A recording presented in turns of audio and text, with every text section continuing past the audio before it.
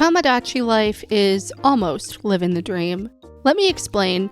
To preface this, I am coming from a point of reference where I have not played the 3DS version of the game. Living the Dream was my first ever experience with Tomodachi Life, apart from seeing other people play the older game. And I know there was apparently an exclusive Japan-only release, which was technically, I think, the first ever Tomodachi Life game. I don't know what system that was on. That might have been on the regular DS, but either way, here we are. As you guys know, I did play the demo for Tomodachi Life. I did a video on that. I didn't realize at the time when I was playing the demo that it does essentially soft lock you after you open up the clothing store. The Miis will essentially advertise buying the full version of the game to you, and you won't be able to continue developing your island or leveling up until you purchase the full release. Some people online have referred to this as lobotomizing the Miis and have made jokes about it by making shirts that said, "I got my lobotomy at where and where," or something. I like the game overall.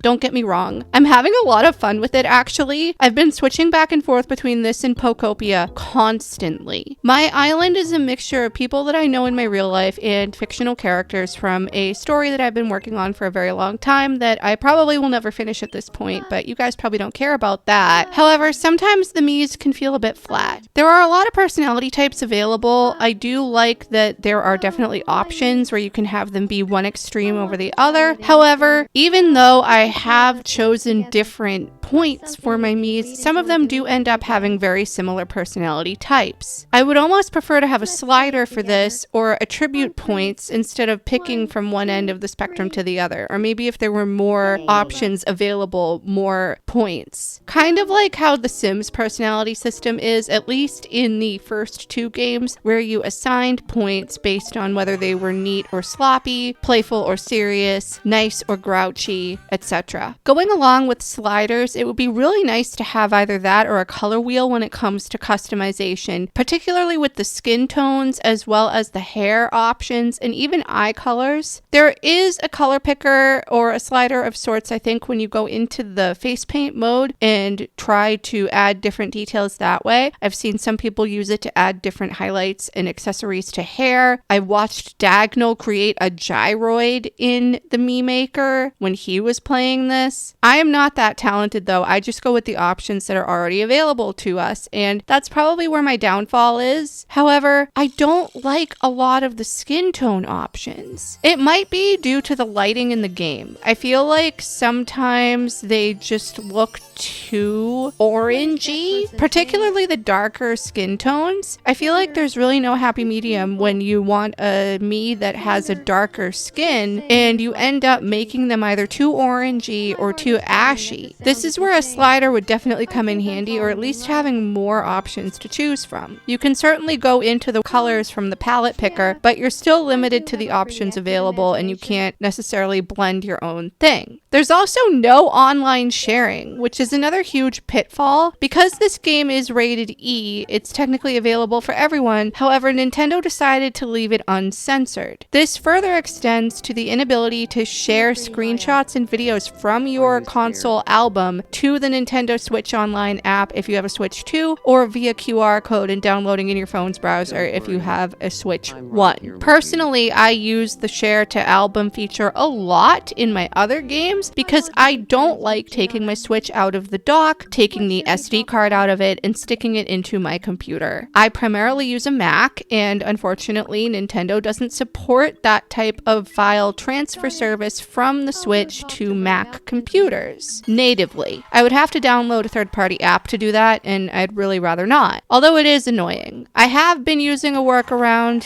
where I will take screenshots in OBS if need be, which is fine, although that's not really too useful for me when it comes to videos. I don't want to have to constantly be recording my game, so I have been using the delayed screen capture option to get the last 30 seconds or however of gameplay and edit some content together that way for social social media, which has been great, but it's annoying that you can't just share it directly to your devices. Going off of that, like I alluded to, with there being no online play functionality, there is local play available. I don't know anybody locally who plays this game. The majority of people that I know who play it are online. Similar to Animal Crossing and Pokopia, how it allows you to share your designs or items or whatever with other people online, it will be nice to be able to share the creations that we make in the Palette House with other people through the game. This does mean, though, that Nintendo would of course have to have censors in place for people to not be sharing inappropriate content. That goes back, of course, to the game being technically uncensored, where we can make whatever we want because there's really no online functionality. However, a really creative and smart person out there did make a website called Living the Grid, which I will link in the description down below. It is very helpful for when you want to recreate an image, whether it be something that you're putting on your Muse for clothing or making an item for them or a food or drink. You can import an image that you find on the internet or something that you have on your computer, and it will give you the color values to use in game, as well as by grid what the image looks like when you are creating it in the Palette House workshop. This is a fine workaround. I've actually been testing it a little bit. I haven't shown any of my creations here, and I'm not going to because they're not done, but it's particularly helpful, I think, when it comes to different foods. There are quite a lot of options out there in the game for food when you go to the Fresh Kingdom shop, or even going to the market that kind of cycles out food every day or so. However, I do wish that there was an easier way to share and create items. I am personally of the mindset where I would rather download someone else's creation because I'm not that artistic and I'm not great when it comes to pixel art. I do my best, but I feel like it doesn't look as good as other people's, but it's a good workaround, like I said. Although a lot of people online have been encouraging users to use pixel art and embrace it as a form of creations from the Palette House, and while I think that's fine, it also doesn't necessarily go with the aesthetic of the game, because the game does use a lot of real-world images for food and items. Although I guess it's fine because the Miis themselves look very flat and 2D in a lot of aspects. It really doesn't matter, but if that's your aesthetic where you'd rather have something look more realistic, try the Living the Grid website. While the Palette House is a great addition to the game and it can really let people's creativity shine, and of course while the template options are available and helpful for those of us who are not as artistic, I really think that they could have done a lot more when it comes to items in the game that your Miis can use. I'm not referring to treasures, I'm referring to the items that you give them when they level up. There's not a lot there. I'm at the point in my gameplay where I've gotten my island to level 35 and I've completed the items that I can get as level up rewards because that's what I've been grabbing from for the most part. I haven't really explored quirks, and I have gotten things from the shop, the interiors and whatnot, as well as the island objects that you can use around. However, I really wish that there were more interactable things, or that there was an option to create interactable things instead of just decor that could be around our island. Maybe that's just me. Maybe it'll come in an update. I do know from hearing from people online, in last year's calendar in the fall, there are fall themed items available as level up rewards from Quick Build. Much like we have spring themed items available to use from Quick Build, such as the cherry blossom trees and the path and landscaping options. I'm sure that it'll be the same thing for winter as well, but I haven't gotten there yet in my game. I'm in real time. Speaking of time, the game punishes you for time traveling. I don't really understand why, considering Animal Crossing doesn't necessarily do this. I did a whole video on the pros and cons of time travel in Animal Crossing. If you haven't seen it, check it out. It only covers New Horizons. And Pokopia also doesn't really penalize you at all for time travel from what I've seen, and I've time traveled quite a bit in Pokopia. But this game does notify you upon launch, if your clock is not set to what it actually is in real time, that your date and time has changed since the last time you've played, and this may affect items in the shops. And in my case, it also affected my ability to get my daily payout from the fountain. I had missed the night market options yesterday and I wanted to travel back in time. Doing this, I was able to get the mystery bag from the evening market, but when I went to the current time, the market was still in the setup process. It hadn't opened up for the day yet. And of course, like I said, I missed my daily payout from the fountain. This isn't necessarily the end of the world, but I've seen people reporting that their shops haven't updated in a few days due to time traveling. I'm sure that the workaround for this would be to not have your Switch connecting to the internet when turning it on. You can probably just turn the internet off on your Switch, and then the syncing the clock via the internet feature would theoretically not work. I haven't actually tested this. This is just based off of an assumption. If you've done this and the game hasn't notified you about the time change, please leave something in the comments down below. I would love to know, although I'm sure I can just test it out myself and figure it out. One final sort of nitpicky thing, I guess, is that I've seen people complain that married Miis don't sleep in the same bed and they don't even share the same room when they are married. Apparently, they slept in the same bed in the 3DS version. I've seen screenshots of it, and it looked kind of funny, where one Mii was on the floor and the other Mii was in bed spread out across it. I don't know why they didn't do that in this game. I have dropped in on my Miis when they're asleep because their dreams are prompting me to look at them. However, I haven't gotten to the point where my Miis have gotten married yet. We're kind of almost there with 2 of the couples on my island, but I just haven't initiated it. I think that this is really weird, and I'm hoping that they're going to introduce a quality of life update or something to change it. In my opinion, there's literally no reason for this to be a thing because it was in the older games just fine. The Miis would actually act like they were married. And I'm only going off of reports I've seen online, but from what I've heard, they don't really act like they're married in this game. However, this video is not me complaining necessarily. I do really enjoy playing. I haven't gotten to the point yet where I've gone all out and decorated my island. I've done a little bit here and there. I also haven't fully expanded the map. I'm not even remotely close to fully expanding the map, but I have seen what people have done on the subreddit, and some people have made really cool builds. I saw one person who moved their restaurant to a floating dock sort of situation, and they put some umbrellas and seating and stuff around outside. It looked really, really nice. I just haven't spent the time to decorate the island. I think I'm going to have to try and do that once I've expanded the map more, but I believe that involves me making a lot more Miis. Overall, I really enjoy Tomodachi Life Living the Dream. The interactions between the Miis are so funny. I do like the games that they ask me to play. I've gotten very good at Shadow Quiz and Zoom Quiz, and also the Mii Shadow Quiz as well. I think it's worth it, especially if you haven't played the older Tomodachi Life game. This is definitely something that you should look into, or at least try the demo. This certainly isn't your run-of-the-mill life sim game. Though there is life being simulated, it's very goofy and it doesn't take itself seriously at all, and I've genuinely found myself laughing at some of the situations my Miis get themselves into. This is also not me saying you should go out and run and buy a new console for this game. This is compatible with the original Switch, so you do not need a Switch 2. I also personally wouldn't recommend buying a Nintendo Switch just for this game if you don't have a console already. I do think that we could use some more customization options as well when it comes to hair. I feel like I always gravitate towards some of the same styles, but maybe that's just me and I need to branch out more. Let me know though what your feelings are on the new Tomodachi Life game. Do you like it? What are your thoughts overall when playing it? What have the Miis on your island gotten up to? Like I've said in my past content, and as you've seen here, my Miis and my playstyle is pretty much more or less normal. I haven't branched out into making anyone wacky yet. I have seen people do some pretty cool things. Like I said earlier, Dagnall made a gyroid essentially on his island. I saw one creator make a Labubu. I've seen people recreate characters from the Sims series, which is fun. I might do that. Thank you guys so much for watching. I really hope you enjoyed this video. Like I said, please leave any comments, feedback, and suggestions down below. Like and subscribe if you haven't already, and I will see you in the next one.